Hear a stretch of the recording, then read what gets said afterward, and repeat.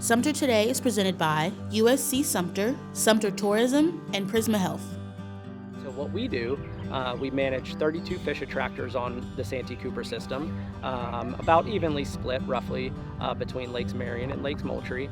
And as a group, the Region 4 fisheries crew, we visit every one of the 32 fish attractors at least annually.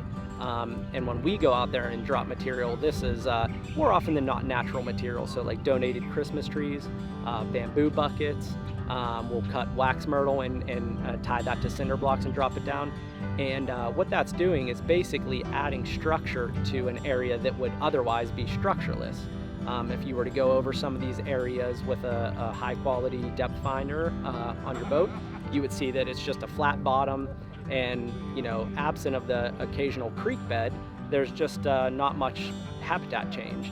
And so what we're doing is we add this structure, and it provides an area to concentrate fish, because most of our sport fish species, our bass, our crappie, our brim, they're just naturally habituated to that structure. That's what they want to see. They want to see that both in terms of cover for hiding from predators, and the predatory fish want to see that structure to target bait fish for food. With this project here, with the concrete deployments, the main goal was to add larger material to the lake on our fish attractors that we as an agency just didn't have the ability to move due to the size of it, and also the benefit being permanent material. It's going to be there long term, and it also benefits being larger material. It benefits larger species like our blue catfish species out there that don't benefit quite as much from the material that we move ourselves. If you're not familiar with blue catfish, we have world-class blue catfish fishery on our lakes, and they're also habitat oriented. They do like to get into some holes and in the middle of some structure.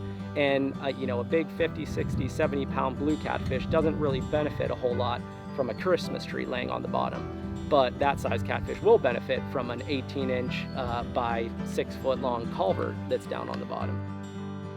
This is a cooperative project between DNR, Santee Cooper Country, the tourism board, and CPMP Concrete. They're donating all the material. And the advantage here today, and what we've been doing with these concrete deployments, is that we're just adding material that is much larger than what we have the ability to move in-house within DNR. Not only do we not have the material, CPMP is donating that, but even if they donated it directly to us, we don't have the means to move it either onto a boat or off a boat. That's just too large. So that's where Santee Cooper comes in. We obtained the permit.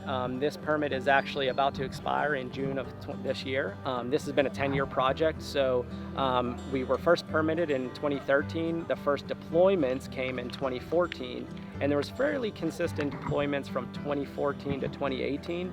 And then in 2018, we sort of, for lack of a better word, we sort of ran out of material. So there was a couple years there that we didn't add anymore. One conversation led to another, and we got back in touch with CPMP, and we said, hey, they still have material to donate. We still have time on our permit. Santee Cooper was a willing partner. It all just sort of worked out that we're, going to finish out this project actually today, even though our permit goes through June.